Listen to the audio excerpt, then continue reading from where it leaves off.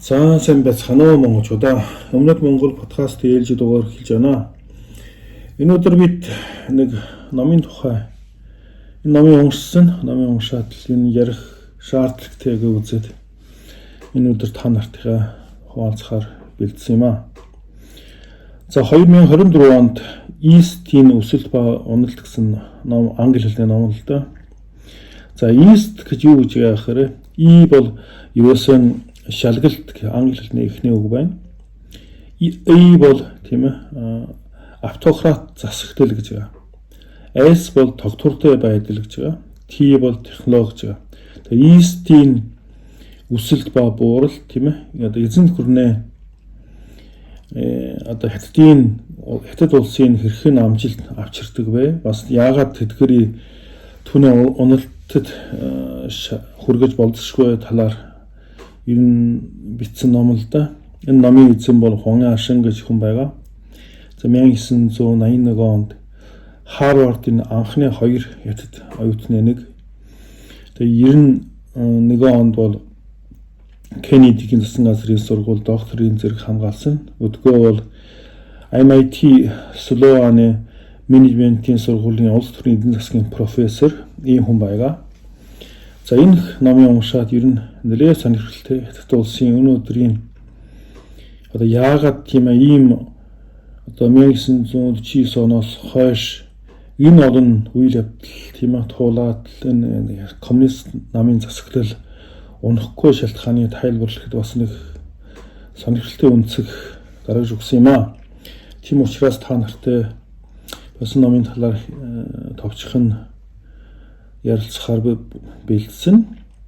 За 1949 он хятадын коммунист нам засгийн эрхэнд гарснаас хойш бол маш олон үйл явдлыг бол тэгээд ардаа оргисон. Ер нь баргийн засаг бол аль нэгэн таарахад бол ер нь засаг бол нурдаг. Гэхдээ хятад улсын коммунист намын төр өнөөдөр хүртэл тэгээд нураагүй мөртлөө улам хүчрэх шиг харагдаж байгаа. Тийм. Тэгээ 1958-аас 1962 оны хооронд хятадын засгийн газрын одоо Маогийн буруу шийдвэрээр тийм ээ буруу бодлогоор ер нь өөрийн хүлээн зөвшөөрсөн тоо бол 16 сая 500 мянган хүн үлсэж өгсөн тоо баримтал байдаг. Зарим бие даасан судлаач нар бол 40 сая хүн өгсөн гэдэг юм байлээ.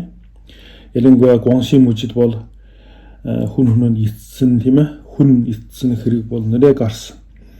Энэ тухай номч байгаа л да. Энэ номыг би надад байгаа гэхдээ би энийг уншаагүй.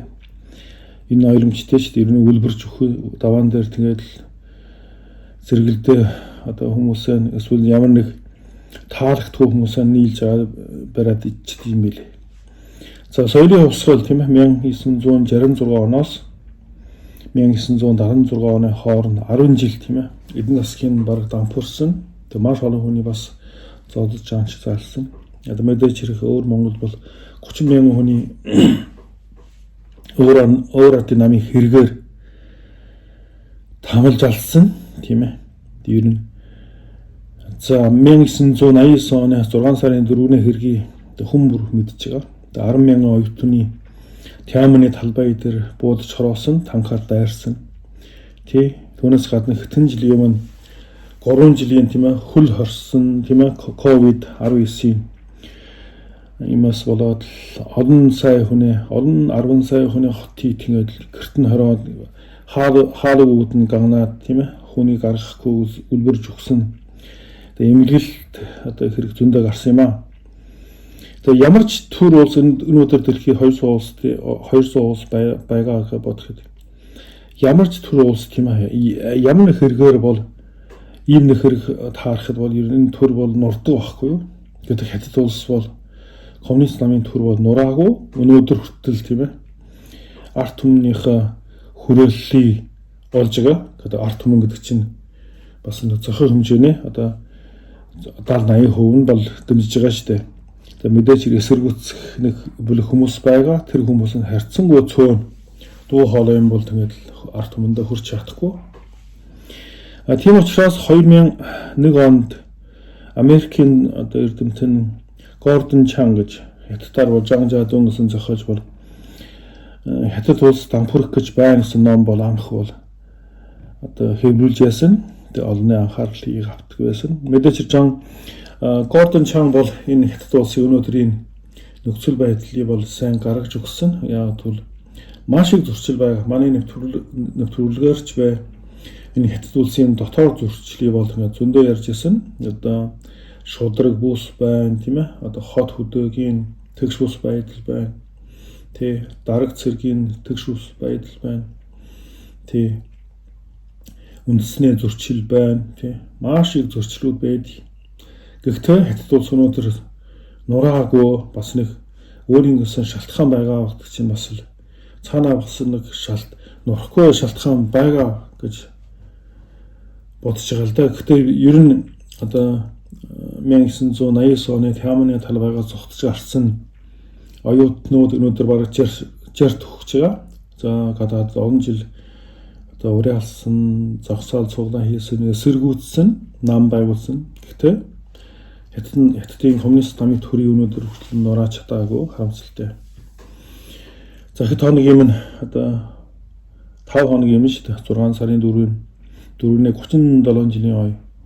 Дэлхийн даяар тийм ээ хаас айгу их бахан чигээр бол эсэргүүцлийн загсаал бол хийсэн. Тийм одоо алгасан хүмүүс их гэгэл дурсгалд бол хүндэтгэл хар үзүүлсэн. Гэхдээ хятадын энэ коммунист намын төр өнөөдөр бас л миллиар 400 сая хүн гэж улсын одоо толгойд зайдан суугаад тэгэл байжлаа.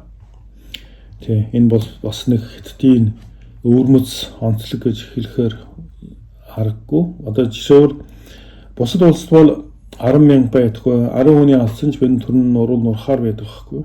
Гэхдээ хятад улс чинь 40 сая хүн үлбэрж өгөхэд бол яагаад ч өнөөдөр хүртэл байжлаа. За 1978 он тийм ээ хятадын анхны 3 дугаар бүгд хурлын 7 дугаар бүгд хурлын 3 дугаар баг хурал тийм ээ хуралдаа энэ анх одоо өөрчлөлт шинжилтийн бодлогыг бол анх ярилцж эхэлсэн. Тэгээд 78 оноос хойш өнөөдөр чинь хэдэн жил болж байгаа? 40 хэдэн жил болж байгаа. Тэгэхэд хятад улс бол өгөөгүй ядуу улсаас тийм өнөөдөр бол дэлхийн 2 дахь том эдийн засгийн улс болсон. Дэлхийн аж үйлдвэрийн төв болсон. Одоо техник нь саран дээр гаргаж чаддаг болсон. Бас онгоц төгчтэй болсон. Тэгэхээр хийж чадахгүй юм бараг л байхгүй шахуу байгаа. Ийм ядуу улс энэ 30-40 жилийн дотор яагаад ингэж хүчрхэг эдийн засгтай болсон бэ гэдэг бас нууц байгаа л да. Жишээл монголчууд бол тэгээд замын үүд ирээний байнгын харьцуулж үздэг. Тэгээ ирээн одоо 40 жилийн өмнө ямар байсан бэлээ? Замын үүд ямар байсан бэлээ? Өнөөдөр өрөөнд ямар хэмжээнд хүрсэн байна тийм ээ? Замын үүд ямар хэмжээнд хүрсэн байна? Хүн боргоо замын үүд өрөөнөөр дамжиж өнгөрөхэд хүн боргоо харж байгаа. Тэгээ энэ нууцын юу нь байдгийг тийм энэ бас нэг нууц байгаа байж л таарна л та. Тийм.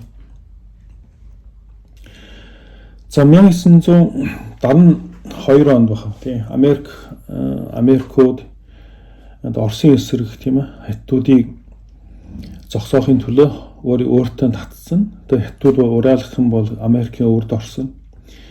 Тэгээд Америк хятадууд бол нэг тал болоод тийм ээ одоо Америкууд бол ерөнхийдөө бол хятадыг зөвлөлтийн эсрэг тийм ашигласан. Тэгээ 1990 оны ихэр зөвлөлт улс дампуурахад тэгээд хятад улс бол одоо нэг ашиглах юм бол дууссан. Гэхдээ хятад улс чинь бас өөр бодлого авч ирсэн. Яг вэ хэрэг дэлхийн түүхэнд бол ер нь ядуу улсыг тийм ээ эдийн засаг муутай улсыг ардчилгүй улсыг тийм ээ эдийн засаг хангалттай төвчөнд хөрөхөөр ардчил руу аяндаа шилжих гэсэн тийм бол жишээ байд. Ялангуяа дорнодынх нь өмнө Солонгос байна, Тайван байна тийм ээ. Тэг бүгд анх бол ер нь дарангуйлын тогтолцоотой байсан. Сүүлд нь ардчил руу шилжсэн. Ардчлалын сонгуульд руу орсон. Олон намын системд руу шилжсэн. Хятадын бас тийм болох гэж Америкууд тооцоолсон учраас ер нь өвгөн Буш болоод Клинтон, Баг Буш, тийм ээ, Обамагийн засгийн газар одоо энэ чинь хэдэн төр байна. 4 төрийн нүүр, тийм ээ. Ер нь Америкууд бол маш төвчөртэй. Хятадын бол өөрийн багтаа авсан, өөрийн клубд оруулсан, өөрийн одоо нөгөө том эдийн засгийн эргэлтэнд бол оруулсан байхгүй юу. Тэгээд Хятад улсыг бол хүлээж байгаа л да, явандаа эдийн засгийн хөгжөөд дунд давхархын бий болсноос хойш бол Хятадууд бол аяндаа тийм ээ ардчил руу шилжин олон намын систем болон гэдэл найдаж хүрээдэг байсан. Гэтэл харамсал тийм Хятад улс өнөхөр маш өгөөгүй ядуугаас хүчрэг эдийн засагтай болсон. Гэхдээ Америкийн хүссэн хүлээсэн тэр ардчил бол бий болоогүй. Харин эсэргээр Америкт өрсөлдөхөөс тийм эдийн засагтай, тийм хүчрхэг төр улс бий болсон байлээ. Тэгээ 2016 оноос хойш Трампын засгийн газар гарснаас хойш бол тэгээд энэ бол Америкийн оролцооны бодлого бол дампуурсан байна, амжилт олоогүй, ялагдсан байна гэж хүлээн зөвшөөрөөд Хятадтай тийм ээ одоо нөгөө худалдааны дайн Байденгийн засгийн газар бас л Хятадыг өөрийн одоо холбоотнуудаараа тийм ээ одоо нэгдэж гад Хятадын эсрэг ямар нэг хаан босгох тийм оролддог хийдэг байсан. Тийм. Ерөөсөө нөгөө Америкийн тийм нөгөө одоо оролцооны бодлого гэж ярьд юм байлээ. Энэ бодлого нь бол амжилттай болсон. Хятад улс бол эдийн засаг хангалттай хөгжсөн, том эдийн засагтай болсон, хүчрэг улс болсон, бүх юм үйлдвэрлэх шахуу болсон. Гэхдээ харамсалтай ардчил руу шилжээгүй, олон намын систем гараагүй. Яг хуучнаараа хэврэн байдаг. Гэхдээ улам хүчрхэг, улам хангалттай тийм улс болсон байлээ.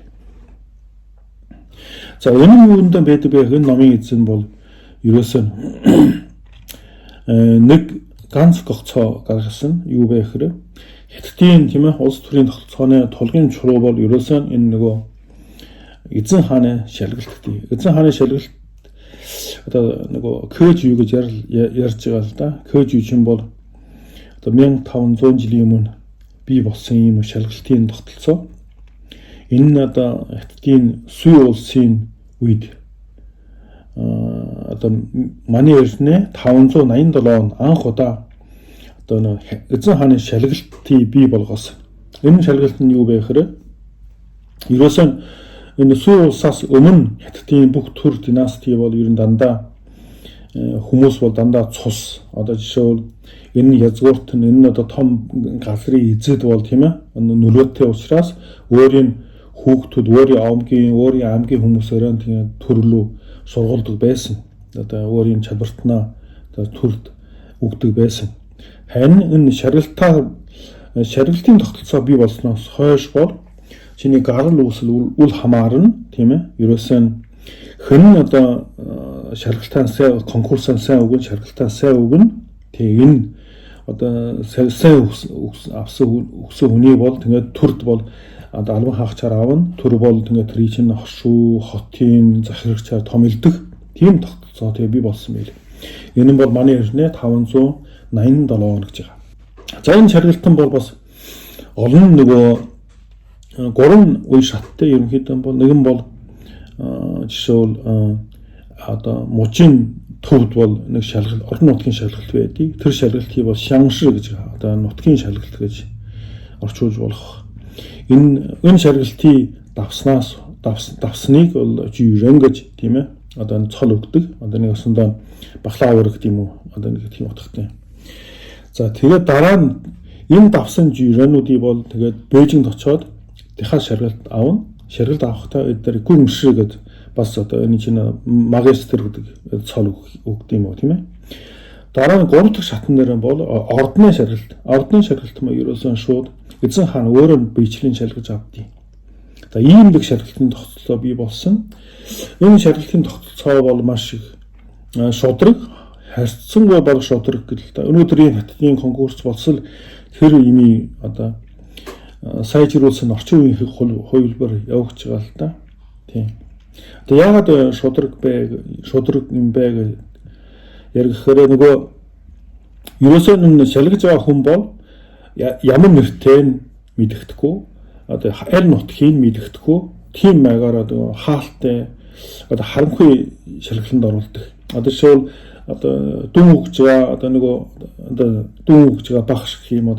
Тэд нар бол ерөөсөө энэ шалгалтын юм бол хэнээс ирсэн мэдэгдэхгүй аль нутгаас ирсэн мэдэгдэхгүй тийм маягаар ингээд хүмүүсээ дүн өгдөг байхгүй. Тэгэж жаад харцсангөө сайн гэдэг нь одоо мэдээж сайн дүн аавна, муу гэдэг муу дүн аавна.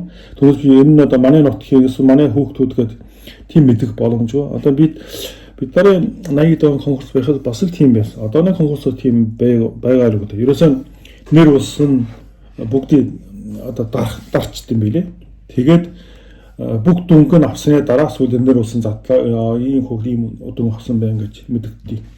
Ийм 2-3 шатны шалгалтаар тэгээд хамгийн одоо нэг основной бүх улсын хамгийн чадaltaй ном сайн уншсан хүмүүсийг төртөө албан хаагчаар одоо дарга сайтаар томилдог. Ялангуяа ордны шалгалт бол хаана бол биечлэн одоо компани захирал шиг тийм ээ хамгийн хүмүүсээ өөрийн сонирхсан асуудалтай таваад нөгөөдлийн хариултыг авдаг. Ийм маягаар өөрийн таалгсан өнөрөнд өөрийн сайт юм уу яамны сайтаар томилдог. Тэгээ бүр таалгснаа бол өөрийн гүнжээ хүртэл одоо төрүүлсэн одоо шалгалтанд авсан хүмүүстээ гүнжээ хүртэл өгдөг. Тийм одоо хятадын үлгэр домог бол зөндөө байдаг юм билээ. Тийм. Жилдэн бол нэг ордны шалгалт бол 2-400 хүний бол шалгаж авдаг ерөөсөө. Тийм. За манай Монголын юан гүрний үед бол бас л шалгалтанд орж ирсэн. Одоо 1313 онд Буянт хааны үед бол зарлиг гаргаа 1314 он бол бас энэ нөгөө эзэн хааны шалгалтыг сэргээсэн. Гэхдээ харьцангуй 1368 тогон хөмөр хаан Дайд хосоос хойшоо ухарж гарахад л одоо ерөөсөө 16хан удаа шалгалтыг явуулсан билээ.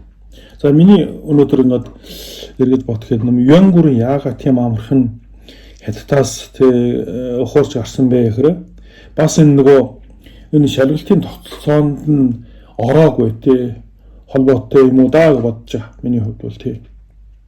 Юу улсын үед бол хятад хүн, нанхиад хүн бол маш их хүн амтай. Гэхдээ зөвхөн тал хувин бол хятад нанхиадад одоо өгдөг. Нэг осондоо ордны шалгалтанд 200 хүн байсан бол 100 бол хятад нанхиад дүн 100 бол одоо Монгол болоод нөгөө сартуул өгдөг байсан шиг билээ. Ерөөсөн. Тий. Ийм одоо өөрийн даваа танаа хадгалж байсан. Тий. Одоо хятадын нэг улсын үед бол одоо юан гүрэн одоо Дайд хотоос гарсны дараа юан улс байгуулсан шүү дээ хятадын. Ерөнхийдөө жилдээ 2 саяас 3 сая хүн тийм ээ одоо тогтмол энэ шалгалтанд ордог байсан. Одоо нэг улс чинь 100 сая хүн хүрэхгүй байсан улстай. Тэгээ 2 саяас 3 сая хүн тийм ээ дандаа эрэгтэй хүн, эмэгтэй хүн оролддог. 2 сая 3 сая хүн шалгалтанд ордог байсан. Эцэст бол ордны шалгалтанд бол нэг 400 хүн ордог байсан. Тийм. Тэгээд одоо докторийн цол амлаа. Чи шиг гэдэг докторийн цол хамгаалдаг жишээ нэ. Эдгээр бол шууд нэг сайд майдаар томилдог. Одоо можийн захирагч гэж томилдог байхгүй. За чин бүрээний үед бол энэ эзэн хааны шалгалтыг бол сайн явагддаг байсан. Тэгээ чин гүрний 267 жилийн төв гэж ярьд юм байл хятадууд бол. Энийг бол нэг ганц Монгол хүн ганц удаа төрүүлсэн удаатай. Энэ хүн бол Чонгчи гэж байгаа. Чонгчи гэсэн энэ одоо хатчихсан нэрлэл л да. Тэгээ энэ Монгол наймаа хошууны шулуун хөх хошууны гаралтай хүн байгаа. Энэ хүн 1865 онд бол чин улс даяар төрүүлсэн байсан ийм хүн байгаа. За эзэн хааны шалгалтын одоо гол агуулгын бол голдуу нөгөө күнзийн одоо ном судруудыг голдуу цөөжлөн одоо ангаах хааны төвдийн ангаах хааны дөрвөн төсвийн төвд Монгол эмч нар бол Анагаахын дөрвөн сүсийг бүгдийг цөөжилдэг байсан бол энэ эзэн хааны шаргалт хятадууд бол бараг л нөгөө Күнзийн тийм ээ гэсэн шүү ингэж анараас 9 судрууд байдаг олдоо. Энэ 9 судруудыг бүгдийг цөөжилдэг байсан. Тэгээ цөөжлөө тэгээд ухаж ойлгодог тийм түүний дагуу шаргалт авдий одоо улс төртэй холбож одоо нөгөө өгүүл бичин шүлэг мүлэг бичин өшөө тийм нэг 8 хөлт эсэмагийн тийм нөгөө загварын зохиол байдаг. Тэрний дагуу бол зохиол бичдэг. Тэгээ ерөнхийдөө бол ийм байдаг. Тэгээ ер нь энэ шалгалтын онцлог нь бол нас заахгүй чи 60 хүртэл 70 хүртэл шалгаж болдог, жилийн жилд шалгаж болдог. Тийм учраас энэ шалгалт бол хятадын бүх одоо бичиг ном сурсан хүнээ бүх одоо цаг хугацаа бүгдийг шавхдаг ийм нэг тогтолцоо байдаг юм билээ. Тэгэхээр энэ хонгийн ашингийн хэлж байгаагаар бол энэ шалгалтаас болоод ер нь хятад улс бол хаан төрийн эсрэг одоо эсэргүүцэх тийм хүнгөө болсон байт юм билээ. Бүгдээрээ нь шалгалт нь бэлдсэн байна. Шалгалтын тэнцсэн ч бай, тэнцээгүй бүгдийг шалгалтанд бэлддэг. Тэгээ тэнцсэн бол мэдээ дарах хийцдэг, алам хаахт болждаг. Тий тэнцээгүй бол ерөөс шалгалтанд бэлддэг. Ерөөс ийм нэг сэрхтний анги бий болгосон. Тий өнөөдөр хятадын боловсролын тогтолцоо бол бас л яг л эзэн хааны шаргалтын энэ уламжлалаа нэлээд залгамжсан байдаг. Тэр ямар их өрсөлдөнтэй хүмүүс нь ямар их ном уншдаг, цөөжилдэг нь бид нар фэйсбүүкээр харж илээ да. Тэгээ үүнээс болоод хятадын төр одоо хятадын төрийн машин бол маш их үр ашигтай тийм төрийн машинтай бий болсон. Яг бол одоо энэ 60 сая хүнтэй улс бай 14 тэрбум хүнтэй улсч бай. Энэ хамгийн толгойтой чадaltaй нэг том бүлэг хүмүүсийн бүгдийг өөрийн машиндаа элсүүлээд оруулцдаг байхгүй юу. Тэгээ яагаад хятадын эдийн засаг ийм амархан хөгжсөн бэ гэхэл яг л энэ нөгөө үр ашигтай энэ төрийн машинтай ер нь холбоотой гэдэг юм билээ. Тэгээ би бол анх бол гайхдаг байсан л да Монголд анхчдаа. Яагаад Монголын аймгийн дарга, сумын дарга нар ерөөсөө өөрийн нутагтаа эдийн засаг хөгжүүлэхэд тийм ээ гар буй оролцдог байхыг бол гайхдаг байсан. Яг бол тэд нар ч тийм хэрэгч байхгүй. Яг бол одоо жишээлбэл хятадын сумын дарга юм уу, хошууны дарга юм, аймгийн дарга бол тийм ээ банктайгаа яраад хөрөнгө олоод улсын нэрээр тийм ээ үйлдвэр байгуулна.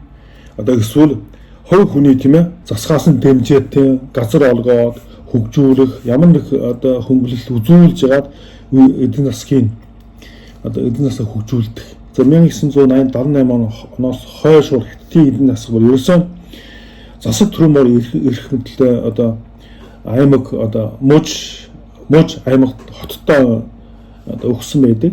Тэгээ муж хотууд бол хоорондоо өрсөлдөг байсан. Хэн одоо дотоодын нийт бүтээгдэхүүн тийм ээ GDP-г тийм ээ хэн их сайн хөгжүүлж яадаг нь энэ бол сайн одоо дарга, сайн кадр тийм учраас эддэрий болон дээш нь одоо нөгөө өгсөх тийм юм боломж нь олддог. Жишээл миний ажиллаж байгаа аймаг, миний аймаг бол эдийн засаг хамаагүй хөгжсөн бол би бол мужийн одоо өөр Монголын аймгийн орлогч юм уу, сүүлдээ төвийн орлогч юм уу юу гэдэг тэгэхээр дээш нь дэвшдэг байхгүй юу? Түүнээс биш бол зөвхөн нам бол дарангуул бол байгаа. Гэхдээ эдийн засгийн одоо өнөхөө хөгжүүлж чадсан эсгээр нь хятадын коммунист нам бол даргаан сонгодог. Энэ бол айгүй чухал бодлого байдсан биелээ. Тийм учраас хоорондоо өрсөлдөх жишээл миний одоо дарга хийж байгаа энэ бүс нутаг бол тийм ээ ийм байхгүй ийм боломжтой бол намын дарга нь мужийн дарга өөрөө биечлэл оролцоод үйлдвэрээ байгуулад дэмжиж ингээд хөгждөг. Нөө хөгжиж явдаг юм байлээ. Тэгээ тийм учраас энэ хятадын эдийн засгийн хамгийн том одоо хөгжиж байгаа нэг шалтгаан бол ер нь маш их үр ашигтай тийм төрийн одоо машинтай холбоотой юм байдаг юм байлээ. Түүнээс би зөвхөн одоо мөн эдэн мөн ухтаа биш хятадын дарга нар бол дээр үеэс нь идэж уун гуусаа дарга бол идэж уухын төлөө дарга гэж тийм үг байдий. одоо дарга боллоо идэж уух ямар дарга гэдэг тийм үг хүртэл байд юм байл. Тэгэхээр идэж уухын хажуугаар бац эдийн засаг хөгжүүлдэг хятадын дарга нарын нэг онцлог нь тийм байд. Тийм. Бас нэг онцлог нь бол хятадын ирээдүйн удирдагч бол дандаа орон нутагт ажил зайлсан хүмүүсийг тийм ээ авч тавьдаг. Тийм тогтолцоотой ерөөсөн. Жишээлбэл Яамны сайд бол хизээж хятадтай улсын хамгийн том толгой тойн гардаггүй. Зөвхөн одоо аль нэг мужид эсвэл өөртөө засаг орн эсвэл нөгөө одоо Бээжин, Шанхай, энд Чонгчин гэсэн том хотуудын тийм ээ дарга нар нь тийм ээ хятадын нөгөө дарга нар болох тийм одоо хаалга нэгддэг. Заавал болох албагүй л дээ. Гэхдээ боломж нь бол олгдог байхгүй юу? Түүнээс биш Яамны сайд юм уу, эрүүл мэндийн Яамны сайд, аж үйлдвэрийн Яамны сайд бол хизээч хятадын ерөнхий сайд юм уу, хамгийн том дарга бол хизээч болдгүй юм байл. Тийм. Ерөөсөө орон нутгийн одоо энэ бас зөвлөлдөө шүү. Энэ нэг аймаг, нэг хошуу, нэг мужийг тийм удирдах чадаагүй, эдийн засгын өөдөө татаж чадаагүй даргийг бүх улсын эдийн засгийг татаж чадахгүй байхгүй юу? Одоо Монгол бол энийг бас заримдаа энийг бас бодолцох хэрэгтэй юм байл. Жишээл нэг үйлдвэрийн эзэн байж үзээгүй, нэг аймгийн эдийн засгийн өөдөнд татаж чадаагүй хүн ерөнхий сайд болоод тэгээд ингээд том ярин гэдэг чинь бас нэг л одоо буруу байна л да. Тийм. Гэхдээ яхтай энэ олон намын систем гэдэг чинь бас одоо хятадын тогтолцоогоос эрс ондоо заавал одоо энийг хуулахд бас хэцүү. Гэхдээ ерөнхийдөө бол ямар нэг том үйлдвэрийн дарга байж байгаа эсвэл ямар нэг одоо мужийн тийм аймгийн хошууны сумын тийм даргийг сайн хийж аваад ерөнхий сайд мэд болоход алай зохимжтой хаа миний хувьд бол тэгээд бодож байгаа. За өнөөдрийн хятадын одоо улсын тогтолцоо бол ерөөсөн номын үслэр бол юм нийгэмгүй улс гэж байгаа. Тэгээ нийгэмгүй улс гэж юу гэж ойлгож байгаа гэхээр ерөөсөн улс бол ерөөсөн барууны зүгээс бол улс бол ер нь маш олон бие даасан тийм нэгжийн хоорондоо зөвшөөрлсөний үндсэн дээр улс бий болдог юм байна. Жишээл одоо шашны байгууллага байна, их сургууль байна, аж үйлдвэрийн ямар нэг салбарын нэгдэл байна тийм ээ. Эдгээр ингээд хоорондоо зөвшөөрлж чагаад олон намын дундаа хоорондоо зөвшөөрлж хамсан улсын юм гарч ирдэг. Хятад улс бол ерөөсөн одоо атом зүйлсэн нийгэм гэж ерөөсөн нийгэмгүй улс. Ерөөсөн бүх юм одоо нөгөө атом шиг тийм ээ. Атомыг мэдж байгаа шүү дээ. Бүгд бие жижиг бие даасан тийм ээ. Тийм жижиг нэгжээ. Тэгээ дээр нөгөө масс хүчрэг төр байдаг. Тийм учраас энэ чинь бол ерөөсөн автократ төр засаглал гэдэг багхгүй юу? Ерөөс дарангуйлын засаглал. Хятадын өнөөдрийн одоо эсэргүүцэх хүч яагаад энэ хүчгүй байд юм бэ гэхээр ерөөсөө үүнтэй холбоотой юм байл. Хятад бол ерөөсөө цаана маш дэлхийд хамгийн хүчрэх төр улс байдаг. Хамгийн зохион байгуулсан сайт, хамгийн их одоо харьцангуй оюурлын хүмүүсийг бөөнрүүлсэн тийм төр засаг байдаг. Гэхдээ доороо бол тийм атомлох нийгэм байдаггүй. Атомжуулсан нийгэм байдаг. Тэгэхээр ийм нийгэм бол одоо ямар нэг эсэргүүцэл, ямар нэг одоо яа тийм бослог бол ер нь гарах боломж тун ховор байт. Тийм учраас энэ номонд бол хятадын дээр үеийн засгийн газрыг дандаа хааны одоо засаглалыг дандаа ховын засгийн газар гэж нэрлэсэн. Өнөөдөр ч ховын засгийн газар. Яг л шигийн засгийн газар байхгүй. Ши бол бүх юм шийддэг. Ши бүх юм мэддэг. Ши юм байхгүй бол тэгээ бүх ажил зогсдог. Тийм. Энэ эзэн хааны шаргалт бол ерөөсөн хятадын түүхэнд бол маш их нөлөө үзүүлсэн. Яг л чи ядуу баян үл хамааран чи номоо зөв сайн цөөжлөө, номоо сайн ойлгоо, ийм хүн бол тийм. Тэгээд шалгалтаар нэг өдөр сайд болж болно. Шалгалт дийлэхгүй бол гэхдээ цаанаа бол одоо хонглын цаана гэрэл харагч байгаа. Чи өөрөөс чи муу уншсан, муу сурсан учраас чи чадаагүй. Тэгээ өөртөө нь гомдно. Гэхдээ жилийн жилд шалгаж болдог учраас энэ хүн бол нэг одоо нөгөө хятадын төгөнд өгдөг шиг ном бичих хүн бол ерөөсөн гана дахиад хүртэл тэр ингээд барьж чадахгүй тийм хүчгүй байхгүй. Одоо ерөөс ном уншихаас өөр юм мэддэггүй. Өнөөдөр ч баг тийм байгаа. Тийм. Тэгээ үүнээс болоод Хятадын хамгийн оюунлаг, хамгийн их сөхөөлөх анги бол энэ өөрийн том тогтолцоонд бүгдийг хамруулснараа тэгээ Хятад улс бол тэгээд одоо нийгэмгүй улс болж шүгдсэн байлээ. Язгууртны анги бол байхгүй. Одоо сүм хийдийн тийм одоо хүч бол байхгүй. Одоо барууны шиг их сургуулийн тийм бие даасан их сургууль бол байхгүй. Бие даасан худалдааны тийм нийгэмлэг бол байхгүй. Ерөнхийдөө бол одоо жишээ өнөөдөр Хятад улсын орчин үед одоо явж байгаа учраас одоо уртлаг спорт юу гэдэг тийм ээ одоо эрдэм шинжилгээ одоо амжилт олоход бол заав тэрий бол энэ системд авч ирдэг. Жишээ нь бид нар сайн ойлгож байгаа мэдж байгаа 80-д оны Хятадын нөгөө эмэгтэй волейболчин бол анх удаа тийм ээ одоо том бөмбөгөөр тийм ээ Хятад дэлхийд алж асан нэг хэдэн жил байгаа л да. Тэд нар чинь бүгдийг мужийн биеийн тэмэх хорооны дараагаар томилдог байсан шүү дээ. Ерөөсөө тэд нар бүгдийг өөрийн тогтолцоонд авдаг. Яг бол чи одоо хичнээн чи мөнгөтэйч бай, чи хичнээн амжилт олсон ч бай, улсад тийм хүлээн зөвшөөрөгдөөгүй ямар нэг зэрэгдэг олоогүй бол чиний амжилт бол 0 гэж хааших хэлэхэд хааш ер нь бараг тэгэж үнэлэгдэх тийм. Жишээл Жек Ма маш мөнгөтэй, маш толгойтой тийм хүн байлаа л да. Гэхдээ тэр хүн өнөөдөр Хятадын засгийн газарт бол ямар нэг одоо зэрэгдэг байхгүй учраас зөвхөн газрын дарга бол Жек Магийг базуул бацдаг байхгүй. Хятадын тогтолцоо ерөөсөн тийм. Чи ямар ч хүн энэ төрийн өмнө бол жижигхэн байдаг, хүчгүй байдаг. Тийм учраас энэ хүчрэх төр бол нэг талтай. Зөв юм хийхэд бол маш их чадвартай байдаг. Гэхдээ утгагүй зүйлийг хийхэд бас маш их чадвартай, маш их одоо гэм одоо ийм авчирдаг тийм ээ.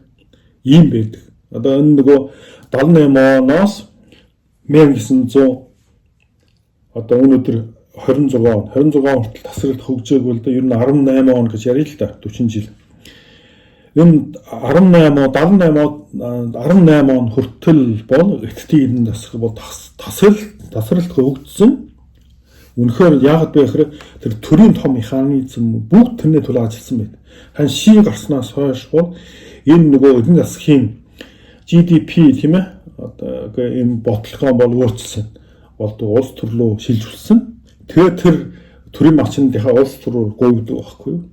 За энэ номон дээр ингэж байгаа л да. Одоо жишээл сүү улсаас өмнө одоо сүү улс хүртэл бол ер нь Хятадын нөгөө техник эдийн засаг техникийн хувьд бол бас нэлээд амжилт гаргаж ирсэн. Одоо нөгөө хэдэн одоо янз юм ярьдаг л да. Цаас мас гэж ярьдیں۔ Дөрөв их нээлт гэж ярьдаг л да.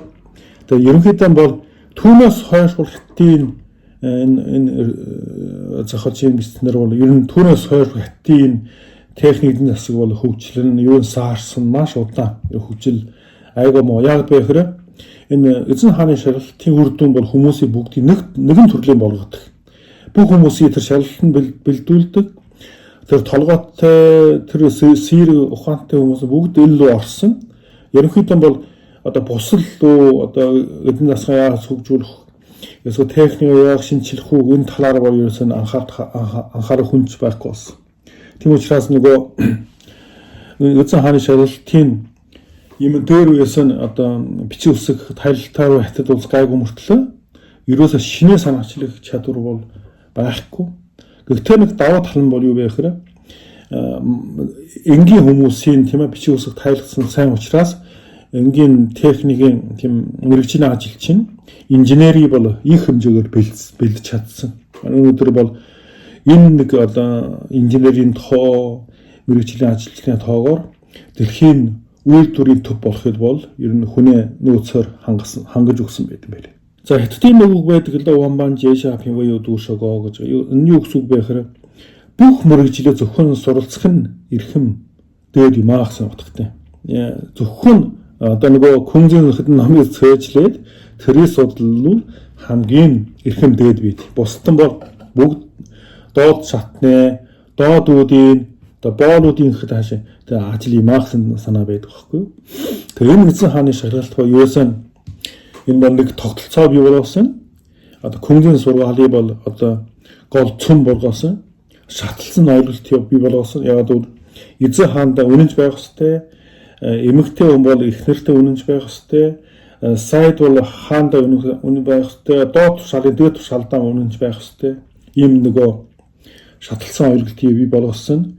Дэх журмыг бий болгосон. Тийм бас нэгдлийн тухай ойлголтыг бий болгосон. Энэ нэгдлийн тухай ойлголт бол энэ чинь Хятадын бо цусны шингээс нь ойлголт байлаа. Жишээл энэ да ид хунганы гэж Хятадаар ярьдаг л да. Энэ юу вэ гэхээр ерөөсөө манай эзэн хаан бол манай дундад улс бол дэлхийн төв гэсэн үзэл багхгүй юу. Тэгэд бэргэнд хойрон бол бүгд тийм ээ. Одоо Күнзийн соёл хөрсөн дэлгэрсэн газар бол бид одоо нэгсэн манай одоо эзэн гүрнэ гэдэг юм уу тийм ээ. Энэ улсын нэг хэсэг байх хэрэгтэй гэсэн тийм нэгдлийн тухай тийм ойлголт байд юм байли. Бас нэг нөгөө талаар мэдээж хэрэг бас одоо энэ дэлхийн төв гэсэн үзэл. Яг бэхрэ Хятад улс бол дундад улс энэ дэлхийн төв байдаг гэд ерөөсөө энэ цусны шингээсэн энэ үзэл байдаг. Бас нөгөө талаар одоо ер нь цэрэг дайчдыг бол үнэлдэг үү. Энэ төр ерөөсөө одоо түрүүн суралцахын дэд байдий тэр нөгөө дайчин майчин зан бол энэ юмдан бол орхгүй учраас ерөөсөө дээр үеэсэн цэрэг дайчдыг бол бүдүүлэх хүмүүсийн ажилгүй үздэг учраас ер нь одоо яадгийг цэрэг дайндаа хэзэж бэлэн биш. Маш цөөхөн үнэтэй нүүдэлчид бол ирээд тэднийг эзэлдэг. Гэхдээ сонирхолтой нүүдэлчидийг дийлэхгүй одоо ялгсны дараа тийм ээ нүүдэлчид одоо эзэн хаан болно шүү дээ.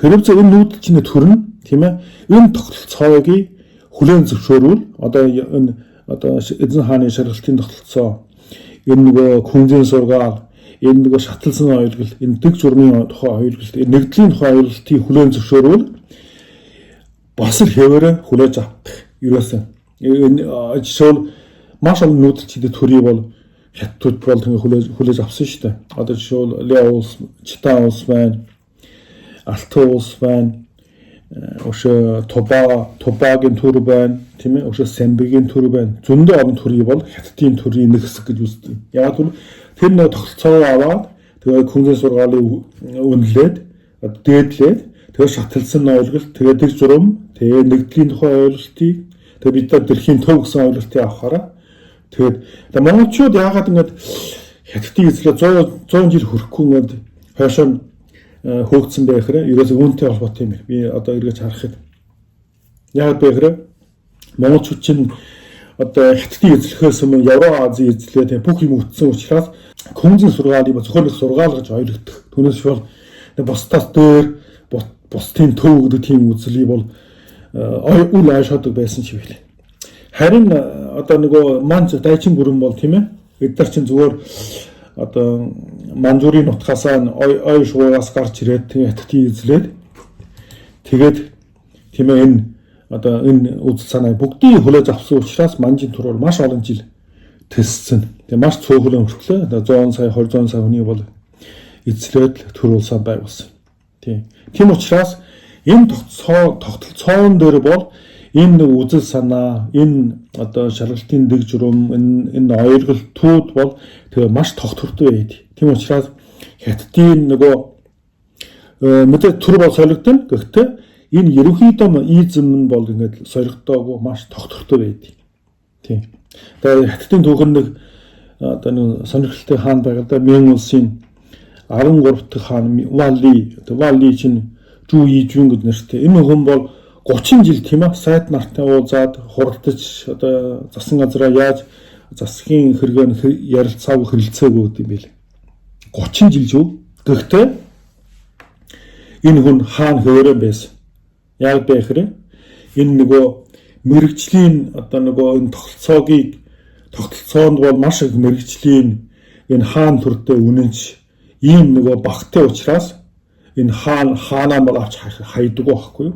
Харин өөр улсд бол 30 жил байхгүй 3 жил харагдах бол бараг бодоо олгон шүү дээ. Тий. Тэгэхээр энэ бол тогтвортой гэдэг бас нэг жишээ үүгээр нэг харагдаж байна. Энийг бол энэ номд юу ярьж байгаа вэ? Симбиотик харилцаа гэнэ. одоо хаана болоод сайдуудын хоорондоо симбиотик одоо хамтарч тийм амьдрах тийм харилцааг нэ симбиотик харилцаа гэж ярив. За эзэнт гүрний шалгалтан бол тийм ээ системийн хатан чанарыг хадгалах хүчрэх механизм байна. Энэ нь зүгээр одоо шалгалтын арга барил бол биш ээ. Харин давтагдах улс төрийн механизм байгна. Тийм. Энэ нь сайн дурын оролцоотойгоор эрх баригч системд хүрэх сууг болж өгсөн дуулууртай байдлын хууль ёсны байдлыг нэгдмэл үнэт зүйлсийн хэлээр бүрдүүлсэн. Мөн урт хугацааны сургалтаар дамжуулан үнэнч байдал сахилах бат хүндэтгэлийг хөгжлийн нэг замтай болгосон холбосон байна гэж байна. За дөрөвдөх нь бол EST-ийн технологи юм да. Тийм. Энэ намын үзлээд энэ хятадын одоо шинжлэх ухааны техникийн хөгжил рүү 3 хугацаагаар хуваасан байдаг. Нэг дэх хугацаа бол ерөөсөө манай эрдэнэс 475-аас манай эрдэнэ 581 он. Энэ бол хятадын намын үзлэлээр бол хятадын техник шинжлэх ухааны хамгийн их хөгжлийн оргил үе байсан гэж үздэг юм байл. Хоёр дахь үе бол манай эрдэнэ 581 оноос одоо 1279 он. 581 он чинь ямар он хугацаа бэ гэхээр ерөөсөн энэ нөгөө Сүй улс байгуулсан он байдаг. Одоо нөгөө эзэн хааны шагналтыг бий болгосон энэ Сүй улсын байгуулсан улс 1279 ямар он бэ гэхээр одоо Монголын цэргүүд тийм ээ одоо өмнөд Сун улсын хааныг тийм араас нь нөхөө нөгөө төр нь 1279 он одоо далайд хараж амиа орсон байдаг. Ийм үе байдсан бэл. Одоо Мин улс Сун улс мөхөө хүртэл гэж байгаа да. Тэгээ 1279 оноос 1911 он. Энэ ерөнхийдөө бол энэ хоёр дахь, гурав дахь бол аажмаа бүх шаталжсан маягаар ингээд буулсан байдаг. Хөгжил нь муудаа саарад идэг байхгүй юу? Тэгээ ерөнхийдөө энэ номын эзний үзлээр бол энэ хөгжил бол ерөөсөн одоо эзэн хааны шалгалт тийм ээ. Энэ шалгалтын тогтолцоо бий болохоос хамгийн сайн байсан. Дундаа нэг үе юм харьцангуй гайгүй. Сүүлд нөгөө Сун улсын хаанаас сурснаас одоо 1911 он хүртэл бол хамгийн доогуур байсан гэж үздэг. За юм бэ. За энэ хятадын энэ загварын ирээдүй юу болох вэ гэхээр энэ зохиолч бол ерөнхийдөө бол бас яг тодорхой бол ярихгүй юм байлээ. Гэхдээ за би бол тэр талаа юу гэж бодож байгаа. Энэ тогтолцоо бол маш хүчтэй. Өнөө одоо хятадын дотоодын ямар эсэргүүцэл бол энэ улсыг бол одоо эргүүл бол одоохондоо боломжтой шиг харагдахгүй байна. Тийм. Гэхдээ энэ улсын нэг төрөлхийн нэг сул тал байдаг. Энэ тогтолцооны. Яг вэ гэхээр дээр үед бол хаадууд бол тийм ээ. Хаадууд бол дандаа нөгөө хятадын хаадууд бол дандаа ууган хүүн бол тийм ээ. Хамгийн ахмад хүүн, ууган хүүн бол тийм хаан суурийг залгамжлахын хууль ёсны эрхтэй. Яг бол хаан ширээгийг залгамжлах бол тодорхой байдаг. Харин өнөөдрийн хятадын ийм дарангуйлын тогтолцоо бол хаан ширээ энэ одоо ерөнхийлөгчийн ширээ бол хэн залгамжлах тодорхой биш байдаг. Харин одоо энэ нөгөө Маогоос хойш бол хэн одоо дарга нарыг өнгөрөөсөн жишээ нь Маогийн дараа бол өөрийн хоёр залгамжлалцаа тодорхойлсон байсан. Нэгэн бол Юшоочи сүүлд нь 69 он тийм ээ тамлж аваад үлбэрч алсан байд. Хоёр дахь Лимбио хам сүүлд нь бас л болохоо болоод Монгол Орос руу зогтож байгаа Монголын өндөр хаанд тэгээ онгоцон сэрсэн гэж нас орсон гэдэг юм ийм. За сүүлд бас нөгөө Жохол Ян Хуяо Бан хоёр ерөнхий наримчгийн даргаам авч хайсан байд. Тэг ер нь сүүлд нь нөгөө Дэнсао хэм бол ерөөсөн энэ ийм маягаар болохгүй. Харин хятадын загвард бол Дэнсао хэм бол маш нөгөө одоо хоолог тийм ээ одоо шийдвэр гаргасан. Яг бол ерөнхийлөгчийг одоо хятадын ерөнхий хамгийн том даргыг да ерөнхий наримчгийн дарга гэж ярьдаг. Ер нь бүгдийн хугацаатай болгоос бүгд 2 одоо 10 жил тийм ээ 5 10 жилээс илүү одоо нөгөө удирдах сонгож болохгүй. Тийм учраас нөгөө түүнээс хойш Жан Зэмин, Ху Жинтао, Ши Жинпин бол яг тэр толгомын дагуу гарсан. Гэхдээ Ши Жинпин чинь 2012 он гарснаас хойш 2018 онд бол одоо улсын ерөнхийлөгчийн хугацааг бол байхгүй болгосон. Одоо үндсэн хуулийн засаад байхгүй болгосон. Тэгээд энэ юу харуулж байгаа хэ Ши Жинпин бол өнөөдөр хүртэл тийм ээ залгамжлагчаа бол гаргаж чадаагүй, гарахгүй мэлээ.